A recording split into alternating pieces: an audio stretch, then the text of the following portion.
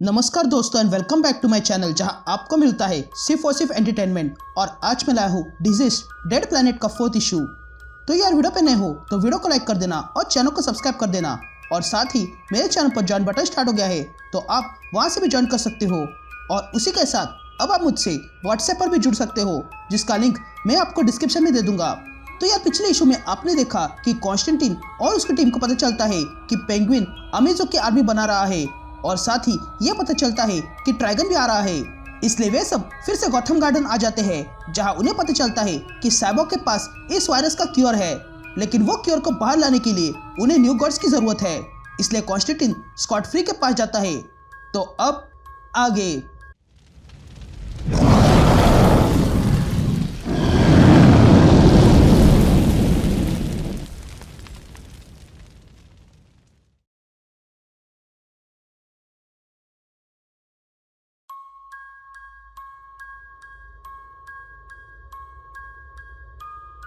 All right gang, तो issue की शुरुआत में हम गॉथम गार्डन देखते हैं जहां पर सारे हीरोज इकट्ठा हुए थे क्योंकि वहां पर गॉथम गार्डन के अंदर बूम ट्यूब खुलने वाली थी। इसलिए वे सारे हीरोज लड़ने के लिए तैयार हो जाते हैं। लेकिन तभी बूम ट्यूब से कॉन्स्टेंटीन, डिटेक्टिव चिम्प और स्कॉट फ्री बाहर आते हैं। उसके बाद सब लोग इकट्ठा होते हैं। तभी डिटेक्टिव चिम्प कहता है कि साइबॉर्ग के पास क्योर है पर वो उसे एक्सेस नहीं कर पा रहा है। मेट्रॉन के चेयर के पास नॉलेज होता है तो इसका जवाब भी हमें उस चेयर से मिलेगा। जिस पर डॉक्टर फेथ कहता है कि मेट्रॉन फास्टेस्ट एंटिटी है तो उसे पकड़ना मुश्किल है। जिस पर गॉर्डन कहता है कि अगर ऐसा है तो मेट्रॉन को एक जगह पे लाना होगा।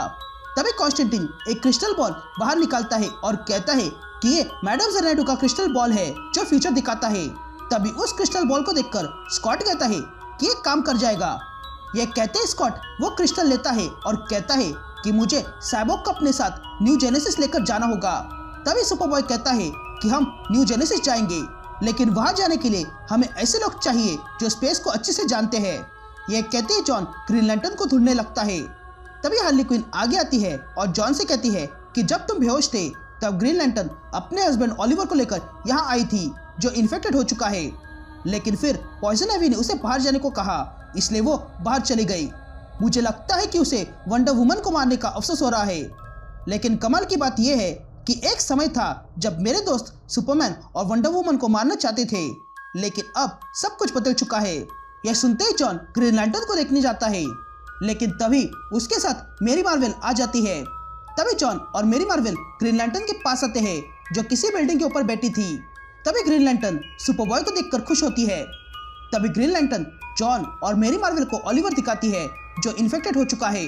तभी ग्रीन लैंटर्न कहती है कि उन लोगों को ओलिवर अंदर नहीं चाहिए था, इसलिए मैं भी ओलिवर के साथ बाहर आ गई। जिस पर जॉन ग्रीन लैंटर्न से कहता है कि हम ओलिवर को ठीक कर सकते हैं।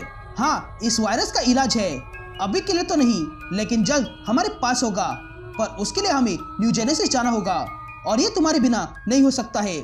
जिस पर ग्रीन लैंटर्न कहती है कि मैं ओलिवर को छोड़कर नहीं जा सकती हूँ। जिस पर मेरी मार्वेल ग्रीन लैंटर्न से कहती है कि उसकी चिंता मत करो, डॉक्टर फेथ से कहकर मैं ओलिवर को सुरक्षित रखूंगी। ये सुनते ही ग्रीन लैंटर्न तैयार हो जाती है।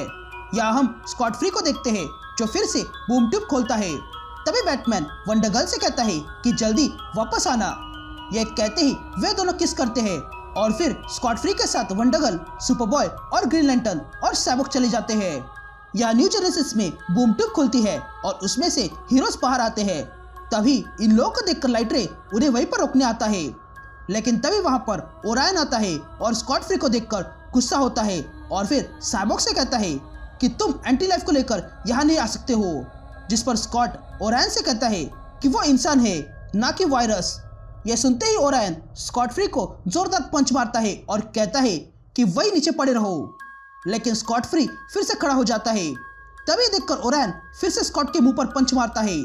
यह जॉन रुकाने की कोशिश कर रहा था, लेकिन तभी ओरायन फिर से स्कॉट के मुंह पर पंच मारता है।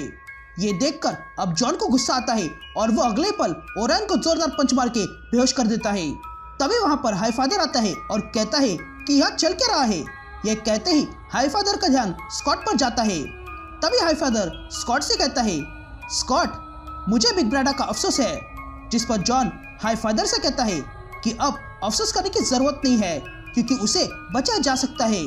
तभी स्कॉट फ्री फिर से खड़ा होता है और कहता है हाय फादर, मुझे वो मॉर्वियस चेयर चाहिए, तो क्या आप मेट्रॉन को बुला सकते हो? जिस पर हाय फादर स्कॉट से कहता है कि मेट्रॉन किसी का गुलाम नहीं है, वो अपनी मर्जी से आता है। ये सुनते ही स्कॉट वो क्रिस्टल बॉल निकालता है और कहता है कि अब ये काम आएगा। जिस पर हाय फादर स्कॉट से कहता है कि मुझे नहीं पता कि ये क्या है, पर इसके कारण मेट्रॉन अपनी चेयर नहीं छोड़ेगा। जिस पर स्कॉट कहता है कि हाँ मैं जानता हूँ, पर यह हमें जाल बिछाने के काम आएगा। यह सुनकर हाय फादर स्कॉट से कहता है कि मैं मेट्रॉन को बुलाता हूँ, पर उससे पहले तुम्हें एक काम करना होगा। जिस पर स्कॉट हाय फादर से पूछता है क्या करना होगा। जिस पर हाय फादर कहता है कि यहाँ कुछ है जो तुम्हें देखना चाहिए। यह कहते ही हाय फादर स्कॉट को उसका बेटा दिखाता है। तभी अपने बेटे को देखकर स्कॉट कहता है कि ये तो बहुत बड़ा हो चुका है। जिस पर हाय फादर कहता है कि यही वो बेटे करते हैं जब उन्हें छोड़ दिया जाता है। जिस पर स्कॉट हाय फादर से कहता है कि मैंने अपने बेटे को कभी नहीं छोड़ा था। उसके बाद हम प्लैनेट एपोकलिप्स को देखते हैं, जो डार्कसाइड के कारण पूरी तरह टूट चुका है और अब उस प्लैनेट पर सिर्फ कुछ हिस्से ही बचे थे। तभी वहां पे स्कॉट फ्री आता है और साथ में वो क्रिस्टल बॉल भी लाता है। तभी स्कॉट सबसे कहता है कि मेट्रॉन यहाँ आ रहा है, तो सब लोग तैयार रहना। यह कहते ही मेट्रॉन वहां आ जाता है। तभी मेट्रॉन स्कॉट के सामने आता है और कहता है कि हाय फादर ने कहा था कि तुम्हारे पास मेरे लिए कुछ है जो फ्यूचर बताता है। जिस पर स्कॉट मेट्रॉन को वो क्रिस्टल दिखाता है और कहता है हाँ ये वो चीज है। तभी मेट्रॉन उस क्रिस्टल को देखता है और कहता है कि ये सिंपल अर्थ मैजिक है, पर ये तो बहुत ही पुरानी है, इसलिए ये मेरे काम का है। ये कहते ही मेट्रॉन उस क्रिस्टल को लेने के लिए अपना हाथ आगे बढ़ाता है, लेकिन तभी पीछे से ग्रीन लैंटर्न आती है और मेट्रॉन को स्कॉट फ्री से बांध देती है, जिसके कारण मेट्रॉन अब भाग नहीं सकता था। लेकिन तभी मेट्रॉन उन चेन्स को तोड़ देता है और स्कॉट को उठाकर एक मेट्रॉइड पर मार देता है और फिर ग्रीन लैंटर्न को भी उठाकर फेंक देता है और फिर अपनी चेयर पर बैठकर वहां से जाने लगता है। लेकिन तभी सुपरबॉय और मेरी मार्वल उसका पीछा करते हैं। तभी जॉन मेट्रॉन से कहता है कि प्लीज एक बार हमारी बात सुनो। यह सुनते ही मेट्रॉन रुकता है। तभी जॉन मेट्रॉन से कहता है कि मैं तुमसे लड़ना नहीं चाहता हूँ, क्योंकि हमें तुम्हारी जरूरत है। हमें बस थोड़ी देर के लिए तुम्हारी चेयर चाहिए, क्योंकि अर्थ पर वायरस फैला हुआ है। जिस पर मेट्रॉन कहता है कि मैं उसे क्या करूं। जिस पर मेरी मार्वल कहती है कि तुम सबसे इंटेलिजेंट बीइंग हो इस यूनिवर्स के, अगर हम हार गए तो डेथ जीत जाएगी, तो फिर तुम्हारे इस नॉलेज का क्या फायदा। जिस पर मेट्रॉन कहता है कि अगर ऐसा है तो तुम्हें यह पहले बताना चाहिए था। अगर तुम्हें यह चेयर चाहिए तो तुम्हें वो क्रिस्टल मुझे देना होगा, तो ही मैं ये चेयर तुम्हें दूंगा। ये सुनते ही जॉन तैयार हो जाता है। उसके बाद साइबॉर्ग उस मॉर्बियस चेयर पर बैठ जाता है और बैठते ही वो कहता है कि ये बहुत है। जिस पर मेरी मार्वल साइबॉर्ग से पूछती है कि क्या तुम्हें क्योर मिल गया। जिस पर साइबॉर्ग कहता है कि हाँ मुझे मिल गया है, लेकिन उसके लिए मुझे अपने ब्लड को रिकॉर्ड करना होगा, क्योंकि लाइफ इक्वेशन उसके अंदर है। यहाँ जॉन मेट्रॉन को वो क्रिस्टल दे देता है और थैंक यू कहता है। तभी मेट्रॉन उस क्रिस्टल से फ्यूचर देखता है और कहता है कि मैं यहाँ और देर नहीं रह सकता हूँ, मुझे अब जाना होगा। यह कहते ही मेट्रॉन मॉर्बियस चेयर लेकर वहां से कहीं दूर चला जाता है। तभी देखकर ग्रीन लैंटर्न कहती है कि इसने ऐसा क्या देखा जो यहाँ से भाग गया।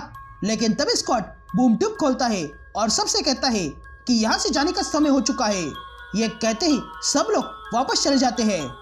लेकिन तभी हमें प्लैनेट एपोकलिप्स का एक टुकड़ा नजर आता है जिसे ब्लैक रेसर देख रहा था, और तब वो हिस्सा अचानक से टूटने लगता है और उसमें से बहुत सारी एनर्जी बाहर आती है, और तब वो हिस्सा टुकड़ों में बिखर जाता है और उसमें से बाहर डार्कसाइड आता है, जो अब एंटी लाइफ इक्वेशन से इन्फेक्टेड हो चुका है। यहाँ न्यू जेनेसिस पे हाई फादर को सेंस होता है कि डार्कसाइड जिंदा है। ये देखकर वो तुरंत स्कॉट के बेटे को लेकर वहां से भागने को कहता है, और तब हम देखते हैं कि डार्कसाइड ने अब न्यू जेनेसिस पर अटैक कर दिया था, और यहीं पर ये इश्यू कंटिन्यू होता है।